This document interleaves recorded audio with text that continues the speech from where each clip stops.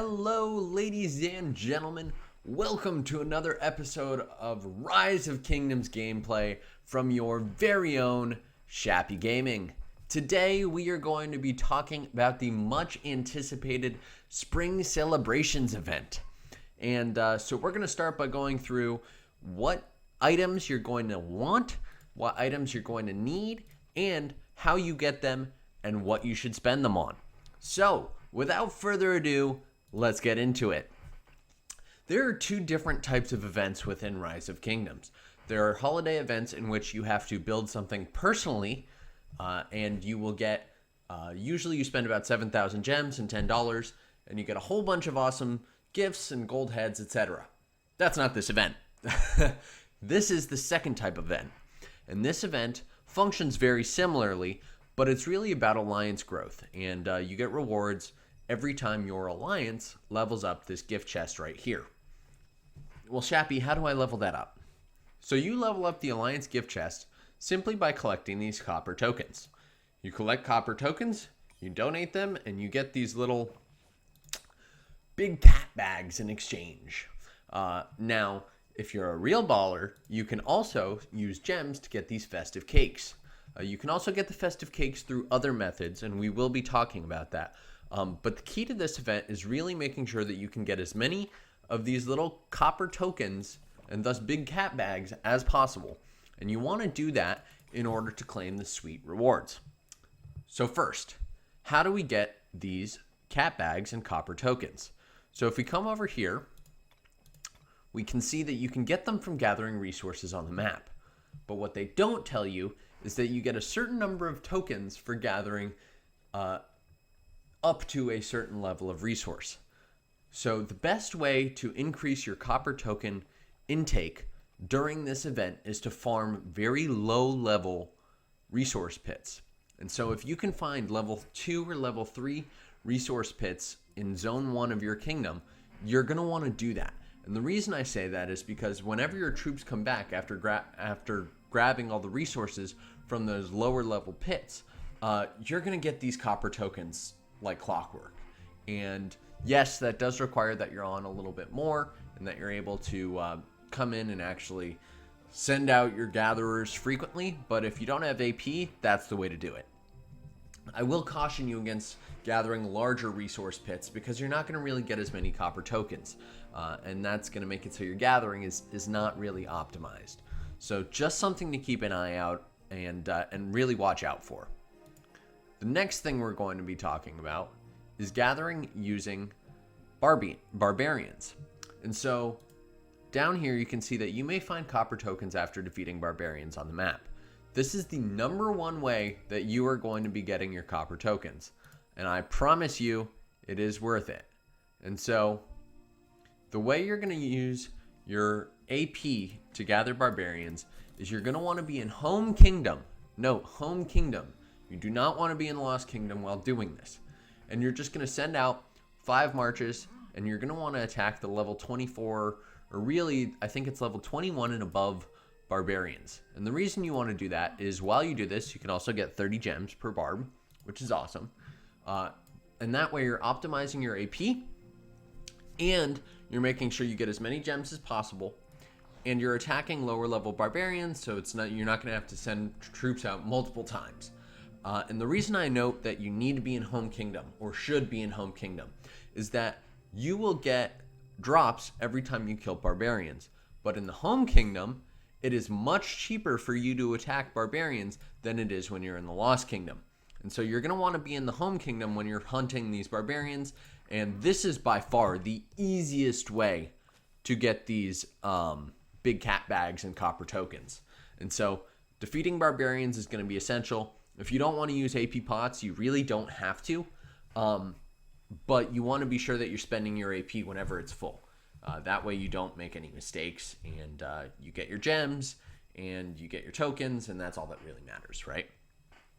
The next one is city collection. So you guys have heard me talk about farming a bunch, but city collection is actually a really, really easy way to do this. So what you're going to want to do is you're going to want to make sure that you have these farms and wood lumber mills and gold mines and quarries all up to a fairly high level. And then what you're going to want to do is you're going to want to be sure that you're popping your 24-hour buffs. So you got your enhanced gathering, that's so you can gather quicker and get your marches home frequently. 24-hour food boost, 24-hour wood boost, 24-hour stone boost, and 24-hour gold boost. And you want to be popping those because you can claim the resources from your city just about every 3 to 5 minutes. And you should see the little symbols above them saying, hey, it's ready to be claimed. And when you do that, every time, you have the ability to get copper tokens from that. And so the boost makes it so you're producing more resources in your city, and that way you can claim more frequently. And so that is a really easy way to increase your copper tokens. And this event is designed to make it so you really don't have to use a lot of AP pots to do well. And if you're in an active alliance, you're going to get to level 10. And so that now brings me to the next part of this, which is your gifts and what you're going to claim and why. And so you can claim your perfect harmony for 7 days. Personally, I wouldn't bother. You don't get an achievement for the 7-day usage. Just kind of seems like a waste of the big cat bags. What you might want to do is come in and claim the perfect harmony permanent. And this will give you infantry defense plus 5% and archer defense minus 5%. So if you're an infantry primary, we all know that infantry has issues with defense. So you may want to do this. Personally, I would prefer health over defense for infantry, so this is not really going to excite me. But the cost of this, and you have to remember, this is half. It's half. So you're going to want to see, okay, well, this is 100 festive cakes. Well, that means that that's a fair bit of gems, because to get 100 festive cakes, you're going to need to purchase 50 times 50. It's a lot. And so, personally, I wouldn't bother with the city theme, at least not this time. But what you do want to do is you want to get these gold heads. And the reason I say that is because you're looking at 1,000 gems per head. So if you watch my previous video where I talked about the Legendary Tavern and if it's worth it, this event is the easiest, most guaranteed way to get gold heads at 1,000 gems. And if you look in VIP, which we can do right here, you will see that it's 2,000 gems to buy from VIP.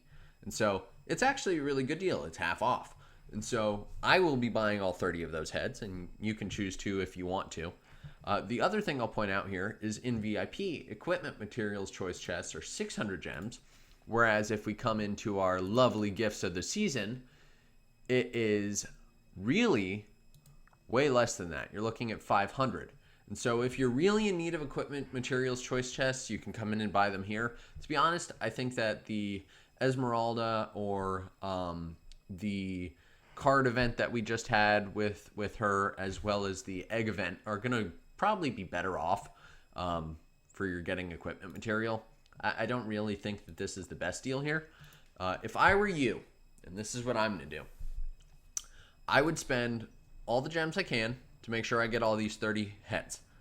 That said, there are events that are coming up that will make it so it's easier to get those. And so this Protect the Supplies event that we have here, if we come in and you go to quests, you can actually see that you can get cat bags from this, which is nice.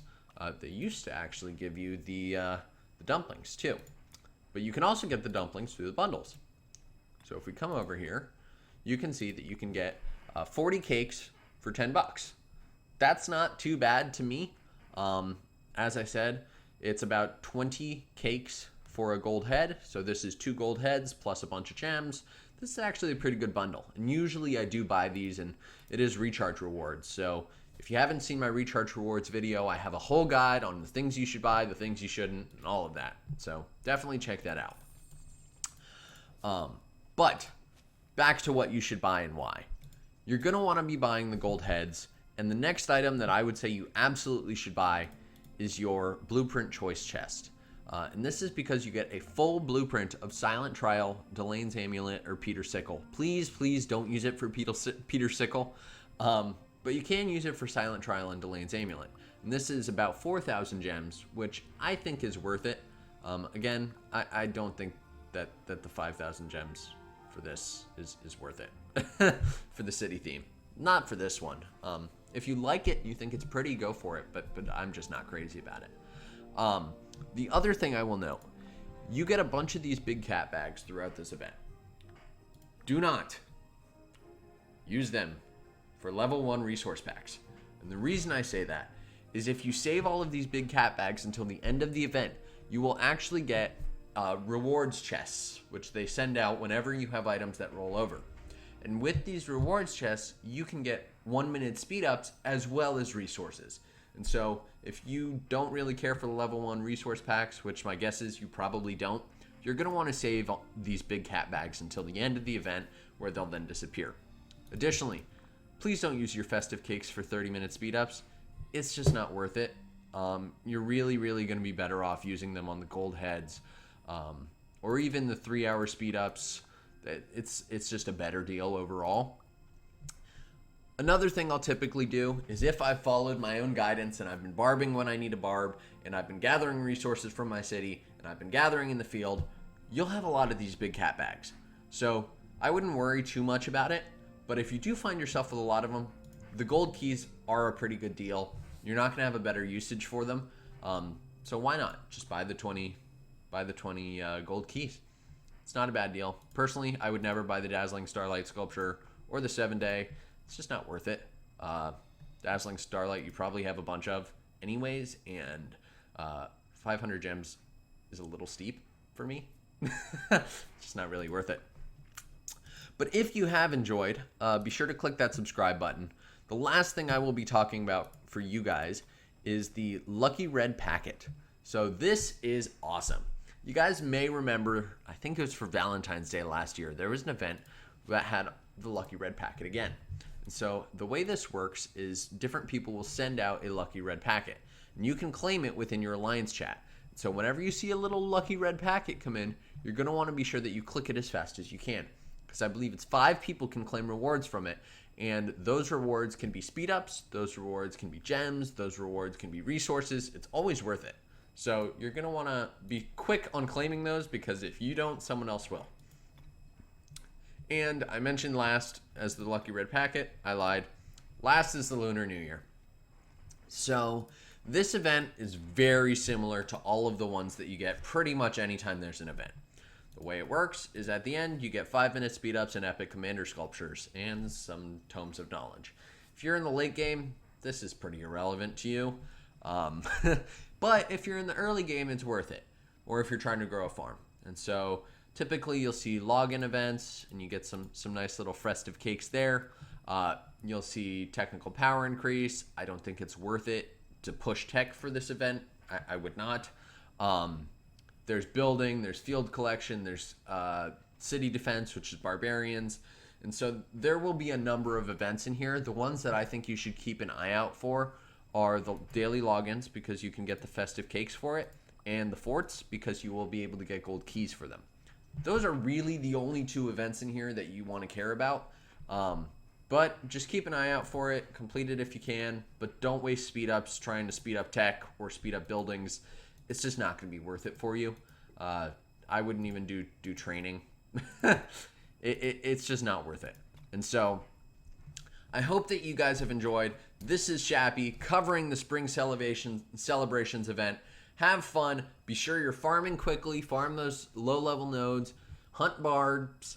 And pop your city buffs to increase that resource production and get yourself some more of these lovely copper tokens. This has been Shappy. This is my first video with webcam on, so give me some love. And be sure to click that subscribe button on the bottom right-hand side of your screen. Thank you. Shappy out.